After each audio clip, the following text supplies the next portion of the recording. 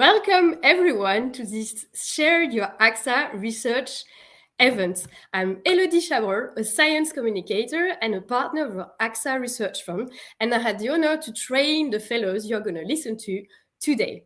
They come from leading institutions from UK, Italy, Ireland, and India, and they have 3 minutes to pitch their research to you. They have been selected following a call for projects on inclusive growth launched in 2020 by the AXA Research Fund. This AXA Research Fund fellowship aimed at building a more socially and financially inclusive society and environmentally sustainable world by providing science-based knowledge to better inform policy making. The mission of AXA Research Fund is not only to fund amazing research projects, but also to get it out from the lab and make it accessible to most people. That's why we've done this media training to help them sell their research in 3 minutes to a non-scientific audience. I hope you will enjoy the pitches. It's not an easy task. We hope the pitch are going to enrich your understanding on the issues the fellows are dealing with. That goes from trade regulation and climate change, regenerating economies affected by crisis, educational and intergenerational inequalities, informal economies livelihood, and the links between inequalities and well-being. You will find on their slide their Twitter account, so feel free to reach out to them, to contact them for any question.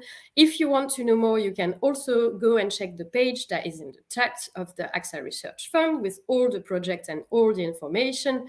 You can tweet about it using the hashtag #ShareYourAXAResearch and tag the AXA Research Fund.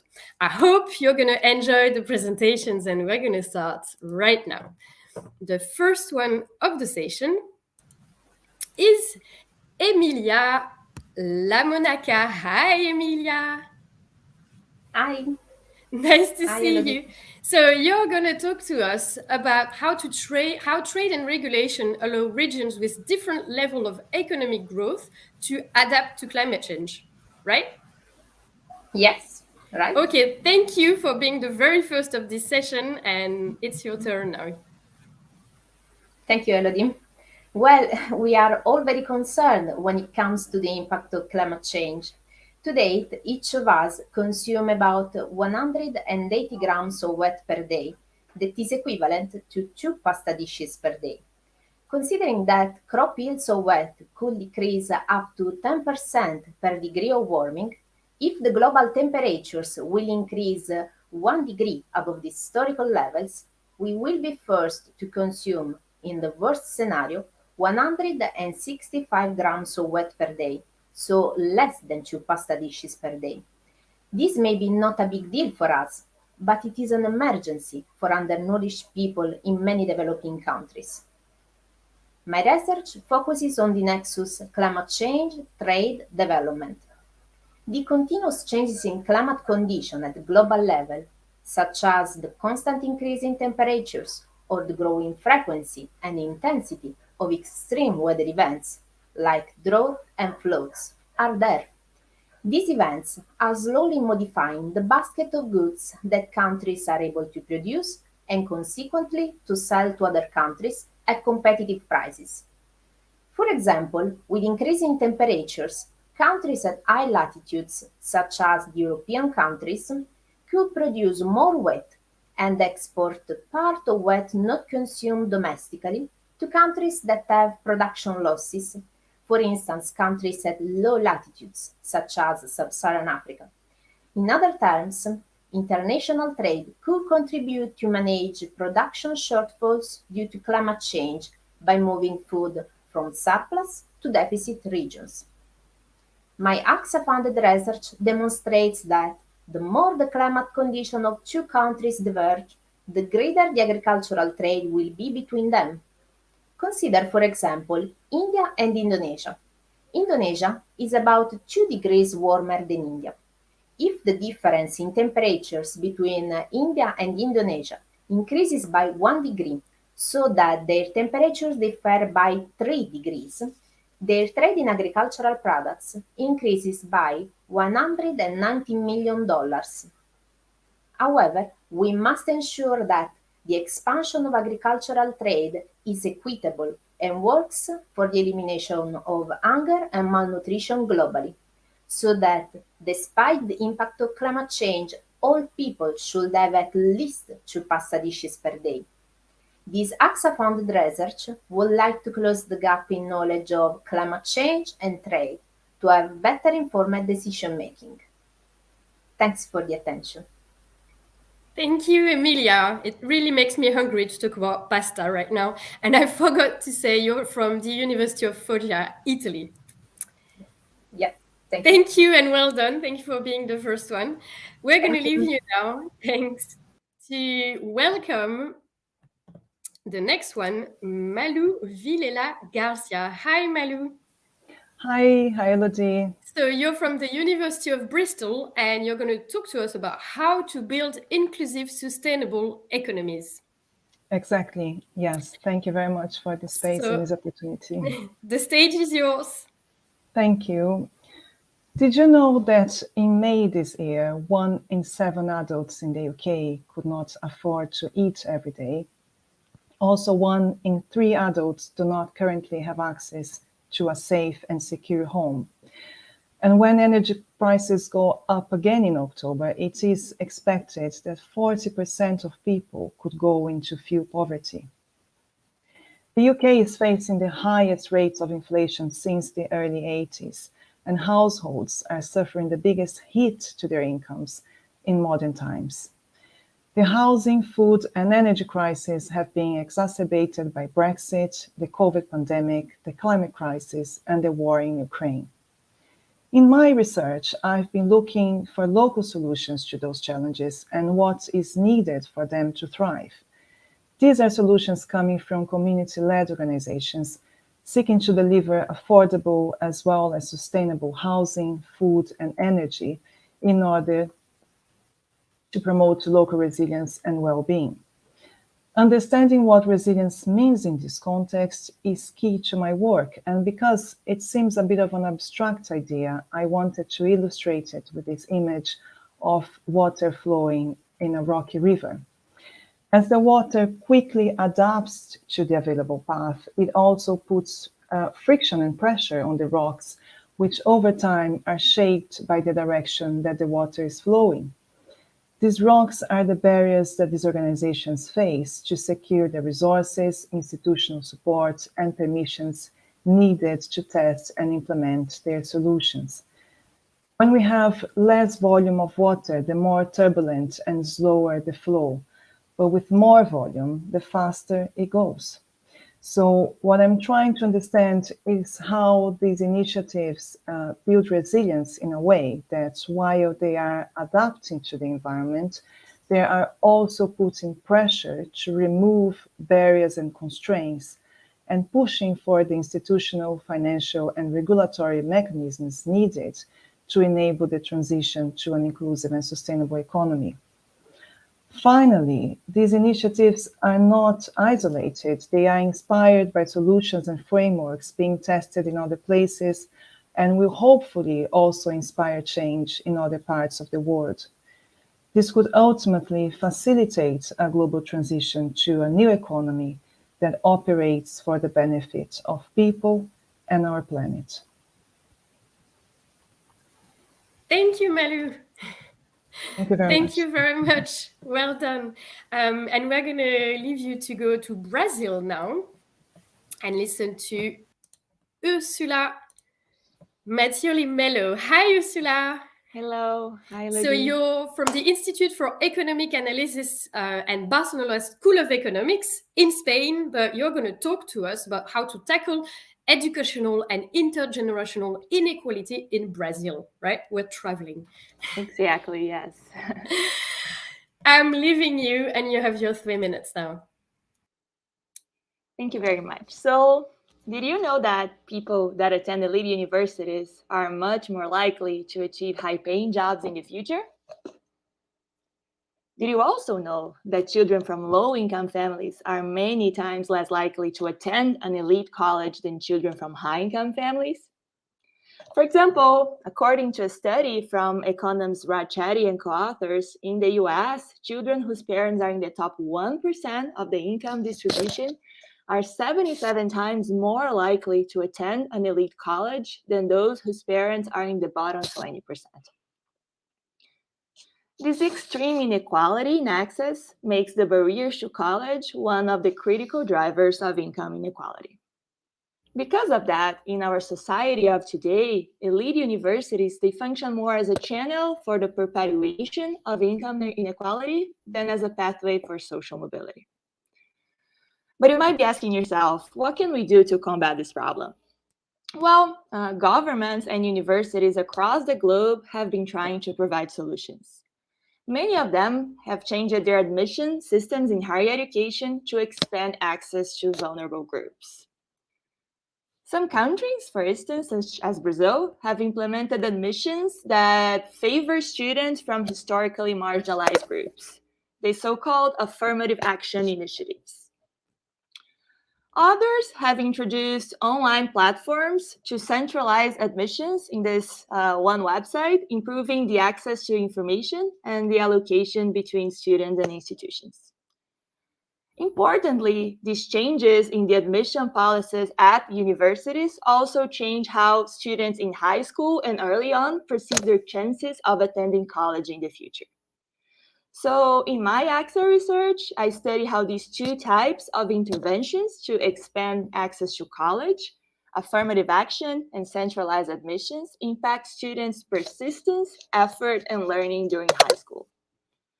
So I use Brazil as a case study, which is one of the most unequal countries in the world, in a setting of strikingly high returns to college and very unequal access to it. I use large administrative data from the population of Brazilian students and statistical techniques that allow me to separately isolate the causal effect of each of these policies on students' choices and behavior. So my preliminary results show that these policies that expand access to college also increase demand for schooling and aspirations of low-income students in high school, reducing the achievement gap between high-income and low-income people even before college. And this result is very important because it shows that inclusive higher education policies can have positive spillover effects, reducing inequality also during high school and even early on in the student's educational trajectory. This positive impact early on can then be translated into better labor market outcomes in the future. So in a nutshell, my research will allow us to understand better how public policies can be designed to expand college access and to improve social mobility. Thank you very much. Thank you, Ursula. Thank you for presenting your research in 3 minutes. We're going to leave you to continue traveling, actually, because we're going to go see Philip O'Donnell. Hi, Philip. Hi, Elodie. So you're from Dublin City University, right? That's right, yes. But you're going to talk to us about how to support informal economy in Africa's urban settlements. Yes, thank you for the introduction. The informal sector is made up of businesses and forms of work that aren't taxed or monitored by the government. And to many people here, the informal sector might be something kind of shadowy and peripheral, this black market on the fringes of the mainstream economy. And in much of the developed world, that is how the informal sector is seen. In the developing world, though, informality often isn't the exception so much as it is the rule. In Africa, for example, more than 90% of all businesses are classified as informal. And these businesses aren't informal because they're doing anything illegal, but just because, at least for the most part, they're so small and the income that they generate is so low that if they were to pay licensing fees and taxes, they'd be completely unviable. And one feature of the informal economy, particularly in Africa, is high levels of self-employment. And if you're self-employed in the informal sector, then you're in one of the most vulnerable categories of worker in the world economy. It's likely that both you and your customer base are very poor, that the competition from similar businesses is extensive, and you're probably served quite poorly by the mainstream financial system, like banks and insurance companies and government support programs and so on. So how do these businesses and these households stay afloat in contexts that are as marginalized and as challenging as this? Really, it's about cultivating and tapping into a broad support infrastructure that's made up not so much of banks and the likes, but of networks of family and close friends, of extended kinship networks and community networks, and sometimes more formally structured community-based organizations. In English, we have the phrase that it takes a village to raise a child, and really I'm approaching the study of these informal sector businesses in a similar way, exploring how this broader social infrastructure works and how it might be strengthened. Because one of the things that the idea or the objective of inclusive growth forces us to confront is that the informal sector isn't going away. And one of the major policy challenges of this century is going to be to make sure that it's supported and that the livelihoods of the 2 billion or so people around the world that are active within it are supported too. And there's a very clear recognition now that policies and strategies that are designed to support the informal sector need to be built on an understanding of the social infrastructure that the people within it have developed and have come to rely on, and really working towards an understanding of that infrastructure. And how it can be augmented and leveraged is really the essence of this research. So thank you for the opportunity to talk a little bit about it. Thank you, Philip. Thank you very much. And we're going to leave you now to continue our tour and welcome Tista Kundu. You're the last one. Hi, Tista. Hi, Elodie. How are you? Good. And you're in the Centre de Sciences Humaines, India. So it's a very easy name for me to pronounce. Exactly. Yes. And you're the last one of the session. All right. Went really, really fast. And you're going to talk to us about, can extent of inequality provide a proxy measurement of well-being? Okay. You have 3 minutes. Thank you. Okay. The recent World Inequality Report brings forth an alarming situation of rising inequality throughout the world, especially in India.